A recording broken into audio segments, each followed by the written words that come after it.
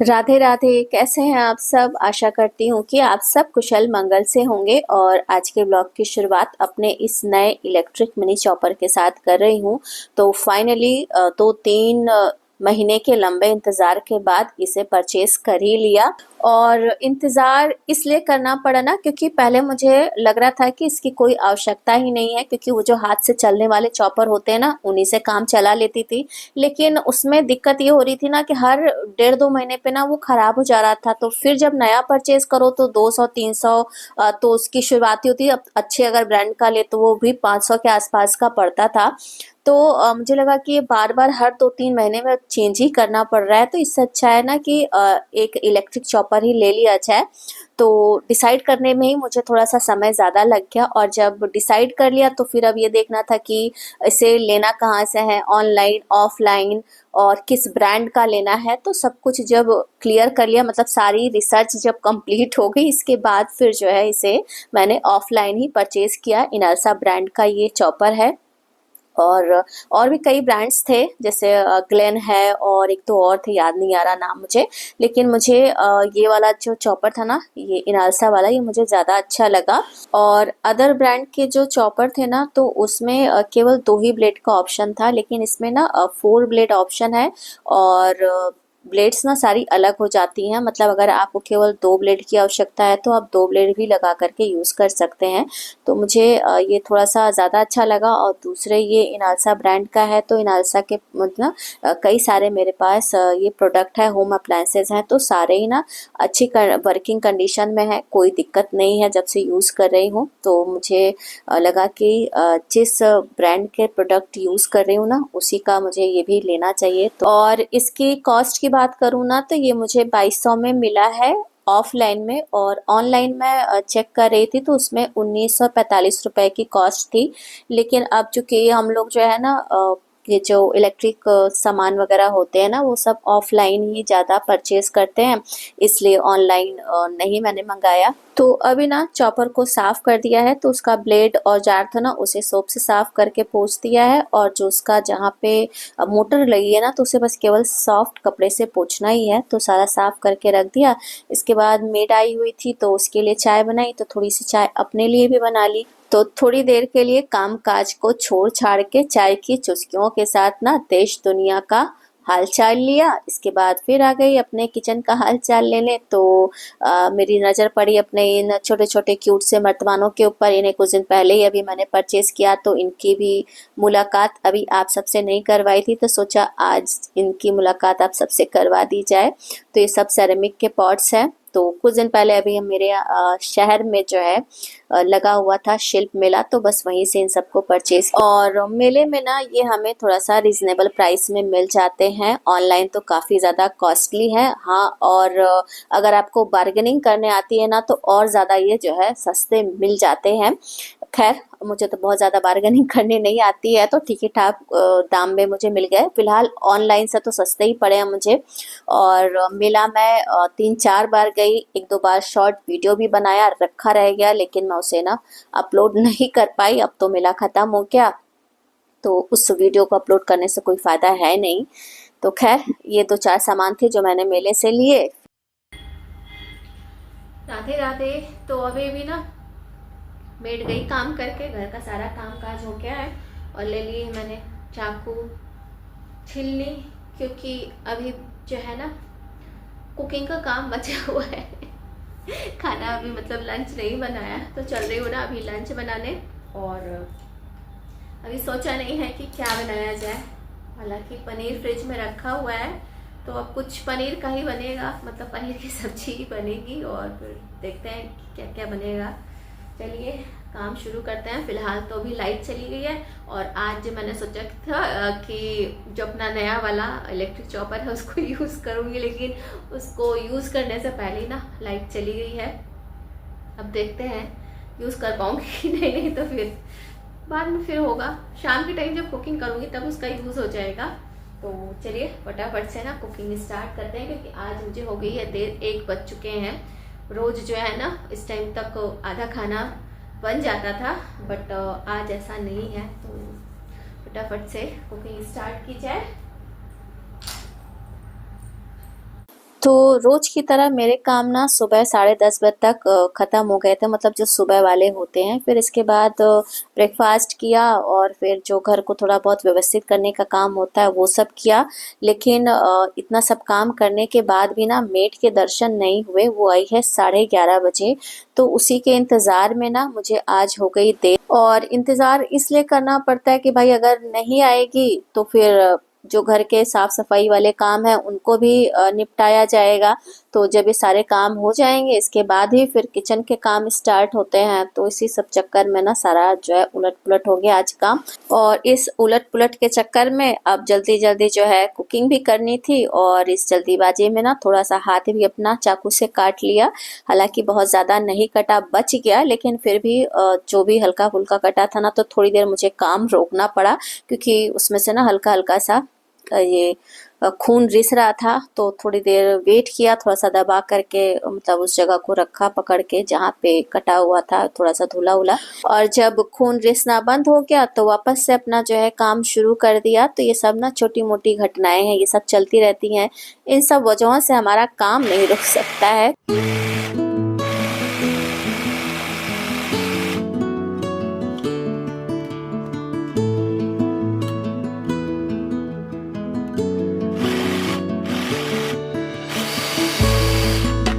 तो आज पहले दिन इस मैंने इलेक्ट्रिक चॉपर का यूज़ किया। तो प्याज टमाटर दोनों ही ना बहुत ही अच्छे से चॉप हुए हैं। तो अब सब्जी की सारी तैयारी कर ली है। तो सब कुछ तैयारी तो कर ली मैंने, लेकिन मैंने ये तो बताया नहीं कि आज बना क्या रही हूँ। तो आज बन रहा है ना कढ़ाई पनीर, और साथ में ही बनेगा उसका मेथी का पराठा।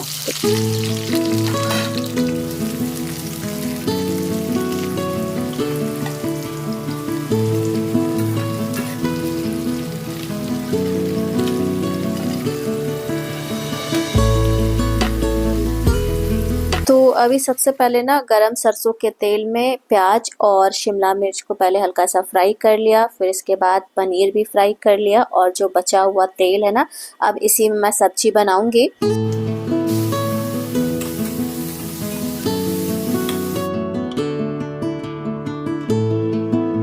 तो सबसे पहले ना प्याज को हल्का सा भून लिया। इसके बाद इसमें टमाटर का पेस्ट, हल्दी पाउडर और धनिया पाउडर डाल करके इसे अच्छे से मिक्स करके तेल छोड़ने तक भून लिया। और जब मसाला अच्छे से भून गया तब इसमें सारी जो फ्राई की हुई सब्जियां और पनीर है ना उसे डाल दिया।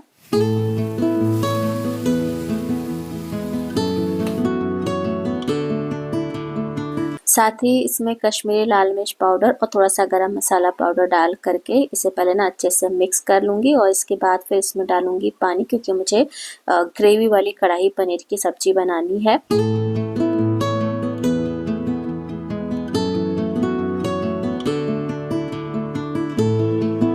तो सब्जी में पानी और स्वादानुसार नमक डालने के बाद सबको अच्छे से मिक्स कर लिया। और मिक्स करने के बाद ना ढक करके इसे कुछ देर पका लिया। और पकाने के बाद लास्ट में इसमें 2 से 3 चम्मच के करीब कढ़ाई पनीर मसाला डाल करके मिक्स कर दिया है। तो अभी हमारी सब्जी तैयार है। बस इसमें ना डालना है कसूरी मेथी, तो वो भी बाद में डालूंगी। और इस सब्जी में मैंने आज क्रीम वगैरह का कुछ भी यूज़ नहीं किया है। तो सब्जी बनाने के बाद ना अब मेथी के पराठों के लिए आटा भी सानना था। तो मेथी को भी ना मैंने इसी मिनी चॉपर में चॉप कर लिया।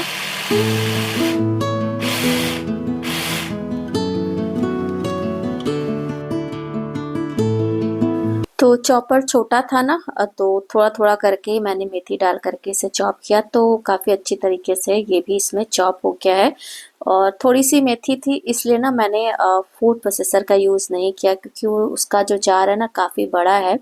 तो अब इतने से के लिए उतना बड़ा जार यूज़ करना मुझे समझ में नहीं आ रहा था। तो ये काम मेरा हो गया। फिर इसके बाद आटा भी मैंने सान करके रख दिया। तो अभी फ़िलहाल कोई लंच करने वाला नहीं था।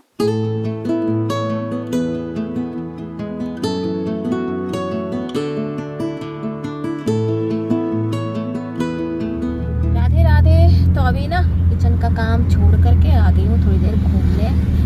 काम छोड़ा नहीं है, काम तो सब कंप्लीट ही हो गया है। जा रही हूँ सूरज को लेने। ये जा रहे थे तो मैं भी साथ में लटक ली, या कह लीजिए लिफ्ट ले लिया कि चलो थोड़ा सा मैं भी घूमाऊँ।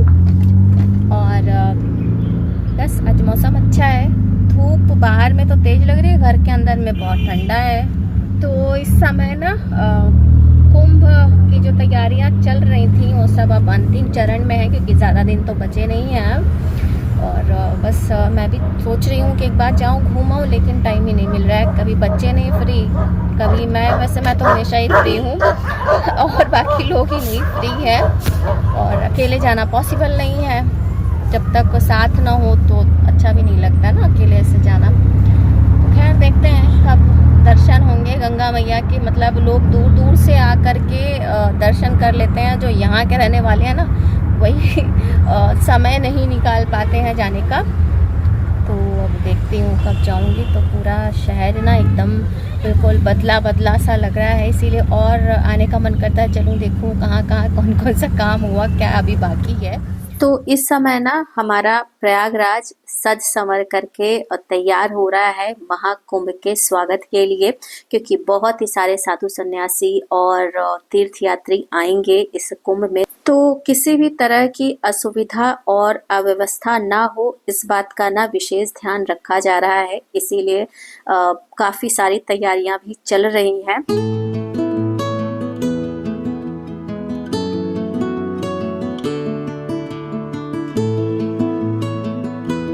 और आप सब में से कौन कौन आने वाला है इस बार हमारे तीर्थराज प्रयाग में कुंभ मेले में, कमेंट करके जरूर बताइएगा।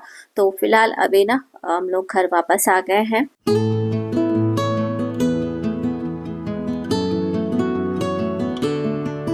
और बस घर आने के बाद अब आ गई हूँ किचन में पराठे सेकने। लंच का समय हो गया है, और सबसे पहले तो पराठे सेक करके ना मैंने इनको लंच दे दिया, क्योंकि लंच करके इनको ऑफिस जाना रहता है। बाकी और जो सदस्य हैं, मतलब हम तीन लोगों को तो अब घर पे ही रहना है, तो हम लोग आराम से लंच करेंगे। तो पराठे सेकने के बाद बच्चों को भी लंच दे दिया, और एक के लंच की प्लेट लगा दी है मैंने आप सबके लिए। तो आप सब भी हमारे साथ आकर के लंच कर लीजिए। और सबको लंच देने के बाद ना मैंने लंच नहीं किया, क्योंकि मुझे ये लग रहा था कि पहले मैं किचन अपना अच्छे से समेट दूं, व्यवस्थित कर दूं। तो वही काम किया, और बर्तन सारे मशीन में लगा दिए हैं, बस केवल इसे ऑन करना है। लेकिन अभी जब मैं लंच कर लूँगी ना तब फिर मशीन ऑन करूँगी, ताकि ये सब जो बर्तन है मेरे खाने वाले, इन्हें भी मैं मशीन में लगा दूं।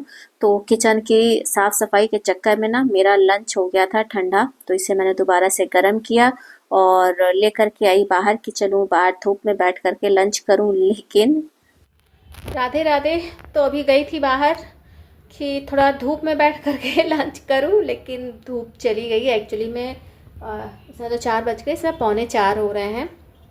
तो अब 3:45 बजे कहाँ से धूप मिलेगी।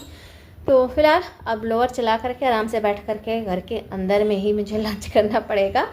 तो चलूँ जल्दी से लंच कर लूँ, नहीं तो दोबारा गर्म किया हुआ खाना भी ना ठंडा हो जाएगा। लेकिन आज का जो व्लॉग है ना मैं यहीं पर एंड कर रही हूँ। व्लॉग अगर अच्छा लगा हो तो प्लीज़ वीडियो को लाइक और चैनल को सब्सक्राइब करना ना भूलिएगा। मिलते हैं अगले व्लॉग में, तब तक के लिए जय श्री कृष्ण।